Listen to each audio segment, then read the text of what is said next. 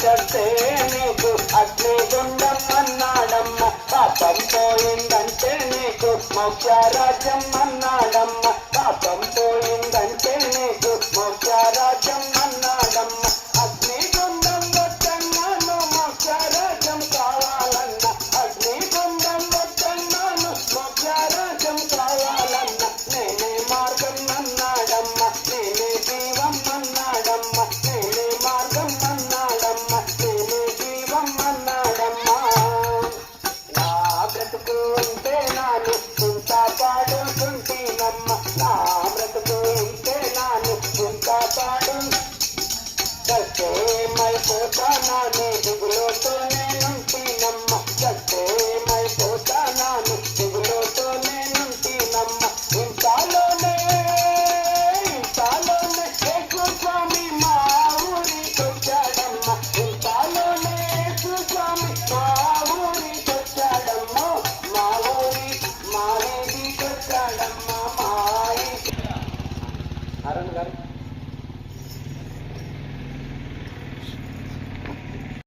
చూడుడి, పురాతన మార్గములను గురించి విచారించుడి. మేలు కలుగు మార్గం ఏది అని అడిగి అందులో నడుచుకొనుడి, అప్పుడు మీకు నెమ్మది కలుగును.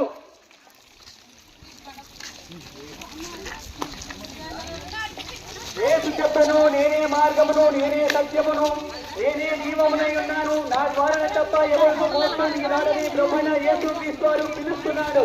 ప్రయాసపడి పాపభారమవుతున్న సమస్త జనులారా, ఈ ప్రాంతంలో నివసిస్తున్న ప్రజలారా, నాయకుడుగానే నేను మీకు విశ్రాంతి కలిగజేసిన ప్రభువైన యేసు క్రీస్తు వారు సెలవిస్తున్నాడు.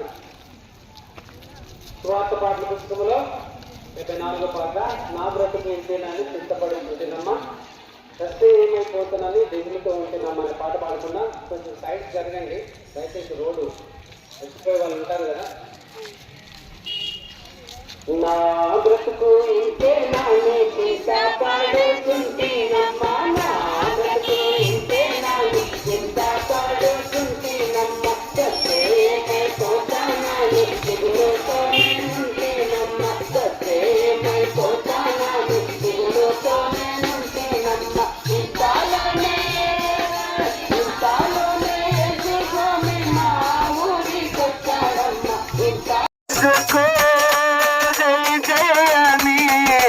చెప్పండన్నా జయ జయని, చెప్పండన్నా జయ జయని. రాజులకు రాజై, ప్రభువులకు ప్రభువై. రాజులకు రాజై, ప్రభువులకు ప్రభువై. రారాజు రాజ్యమేలా జయమోగా వచ్చుచున్నాడు.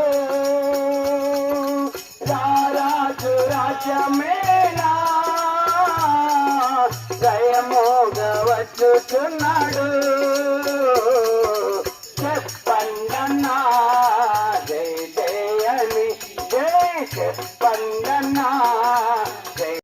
యందు విశ్వాసముతో ప్రతి వాడును నశింపగా నిత్య జీవం పొందునట్లు ఆయనను అనుగ్రహించినాడని పరిశుద్ధమైన లేఖన గ్రంథం సెలవిస్తా ఉంది. ప్రయాసపడి భారం మోసుకొనుచున్న సమస్తమైన వారలారా, నా యొద్దకు రండి, నేను మీకు విశ్రాంతిని కలగజేస్తున్నాను. యేసుక్రీస్తు వారు సెలవిస్తూ వచ్చినారు. ఏ భేదం లేదు, అందరూ పాపం చేసి దేవుడు అనుగ్రహించి మహిమను పొందలేకపోతున్నారని దేవుని యొక్క వాక్యం సెలవిస్తూ ఉంది.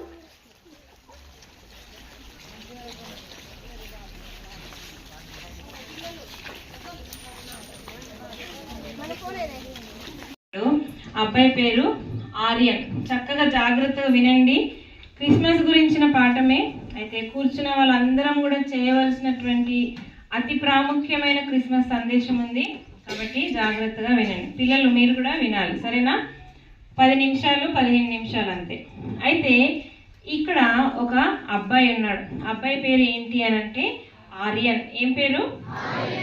ఆర్యన్. ఈ ఆర్యన్ చిన్నప్పటి నుంచి ఆయనకి నక్షత్రాలంటే చాలా ఇష్టం. ఏమి ఇష్టము? నక్షత్రాలు. అబ్బాయి రోజు వాళ్ళున్న స్థలంలో ఖాళీ గ్రౌండ్కి వెళ్ళి లేకపోతే ఖాళీ ప్లేస్కి వెళ్ళి ఆకాశం వైపు రాత్రి అవగానే చూస్తూ నక్షత్రాలన్నిటినీ, ఏంటబ్బా ఇన్ని నక్షత్రాలు ఉన్నాయి, ఇవన్నీ ఆకాశంలో ఎవరు పెట్టారు, ఇవి అక్కడే ఉంటాయా కింద పడిపోతాయా, ఏంటి ఒక దగ్గర గుంపుగున్నాయి, ఒక దగ్గర 3 ఉన్నాయి, ఒక దగ్గర ఒకటే పెద్దగుంది, అట్లా నక్షత్రాలు చూసినంతసేపు ఆయనకు అదే ఆలోచన. ఇదే ఆలోచనతో ఆయన స్కూల్లో కూడా ఫ్రెండ్స్ అందరూ ఆడుకోవడానికి అక్కడిక్కడికి వెళ్ళినప్పుడు ఈ అబ్బాయి మాత్రము లైబ్రరీకి వెళ్ళిపోయి ఈ నక్షత్రాల గురించిన ఉన్నటువంటి బుక్స్ లేకపోతే ఆ యొక్క ఆర్టికల్స్ తీసుకొని నక్షత్రాల గురించిన చదువు చూస్తూ ఉండేవాడు అనమాట. ఏముంది, ఈ నక్షత్రం అంటే ఏంటి, ఆ నక్షత్రం అంటే ఏంటి అని చూస్తూ ఉండేవాడు. అయితే ఆ ఫ్రెండ్స్ అందరూ కూడా ఆయన ఏం చేసేవారంటే, వీడికి బాగా పిచ్చి, ఎప్పుడు చూసినా నక్షత్రము లేకపోతే ఆస్ట్రాలజీ అంటాడు, ఆకాశం అంటాడు, చుక్కలు అంటాడు, చంద్రుడు అంటాడు అని అందరూ ఎక్కిరించేవారు. ఎక్కిరిస్తూ ఉంటే ఈ అబ్బాయికి అది చాలా బాధగా ఉండేది. రోమా 3:23 ఏమనుంది, ఎవరైనా చెప్తారా? ఏ భేదమును లేదు, అందరిలో పాపం చేసి దేవుడిని గ్రహించి మహిమను పొందలేదు. ఫ్రెండ్స్ అందరూ ఆర్యన్ని ఏం చేసేవారని చెప్పాను, ఎక్కిరించేవారు. ఎక్కిరించడం చేయొచ్చా మనము? వేరే వాళ్ళని ఎక్కిరించడము, ఏడిపించడము, ఆట పట్టించడం చేయొచ్చా దేవుని పిల్లలుగా? అయితే ఈ ఆర్యన్ మాత్రము చాలా బాధపడేవాడు. తర్వాత ఆర్యన్ వాళ్ళ అమ్మ నాన్న కూడా ఎప్పుడు ఫోన్ ఇట్లా పెట్టుకొని అటు ఇటు మాట్లాడుకుంటా, వాళ్ళమ్మ ఏదో పని, వాళ్ళ నాన్న ఏదో పని, ఒకవేళ టైం ఉంటే వాళ్ళు బయటికి వెళ్ళిపోయేవారు. ఆర్యన్ ఎప్పుడు ఒక్కడే ఉండేవాడు అనమాట. అందుకనే పాఠం పేరు ఒంటరి నక్షత్ర అన్వేష్. ఒక్కడే ఆయన బాధపడుతూ, ఆయనని మన మమ్మీ డాడీ మనతో వచ్చి నీకేం కావాలి, లేకపోతే మనం చెప్పింది వినకపోతే మనకు చాలా బాధ వేస్తుంది కదా.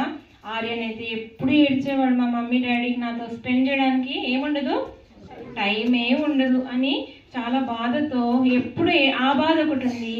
తర్వాత స్కూల్లో ఏమంటున్నారు, ఎక్కిరిస్తున్నారు, పిచ్చోడు అంటున్నారు. చూసిన వాళ్ళు ఎవరు కూడా ఆర్యన్ మంచి బాబు, లేకపోతే అందరూ కలిసి ఆర్యన్ని ఎవరు కూడా ఆర్యన్ దగ్గర తీసుకోవడం కానీ అట్లాంటివి చేసేవారు కాదు.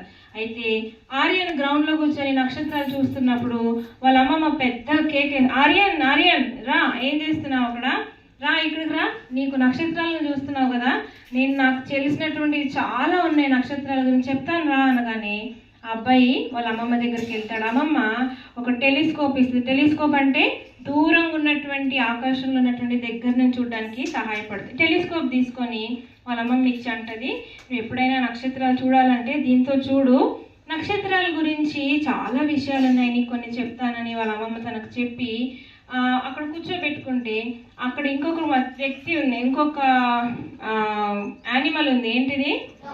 డాగ్. దీని పేరు ఏంటి తెలుసా? లూనా. ఏంటి? లూనా. అయితే ఈ కుక్క, తర్వాత ఆర్యన్ వాళ్ళ అమ్మమ్మ.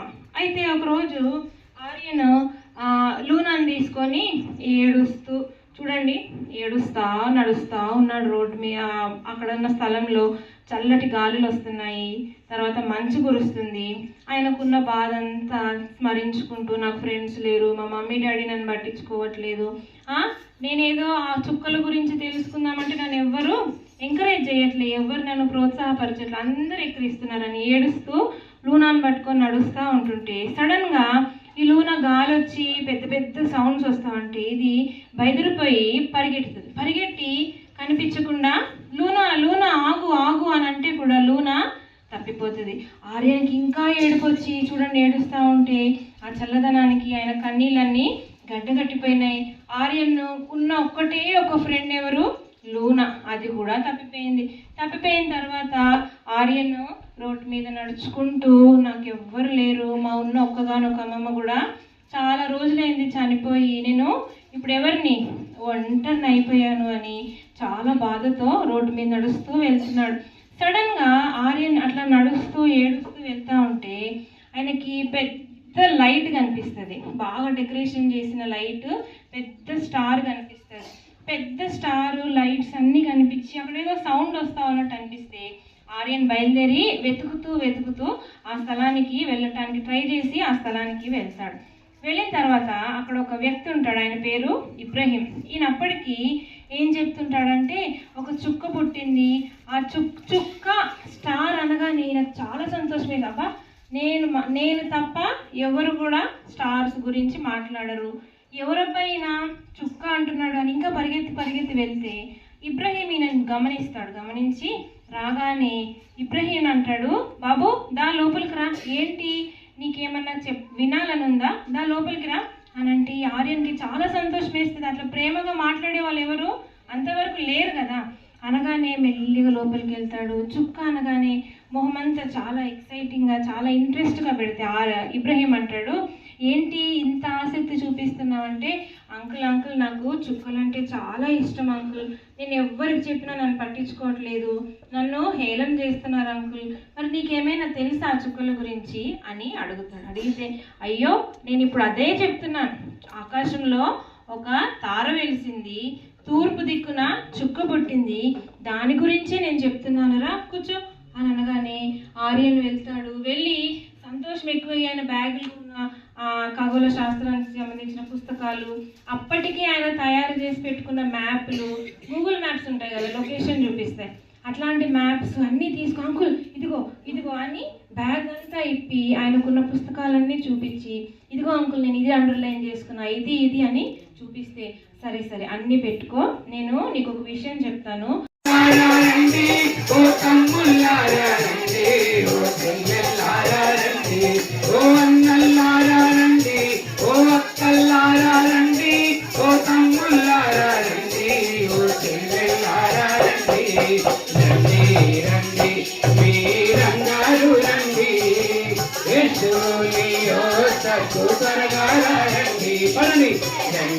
రండి మీరందరూ రండి,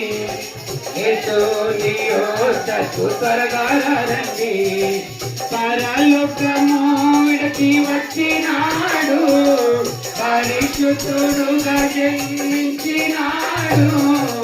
పరలోకము విడిచి వచ్చినాడు, పరిశుద్ధుడుగా జన్మించినాడు.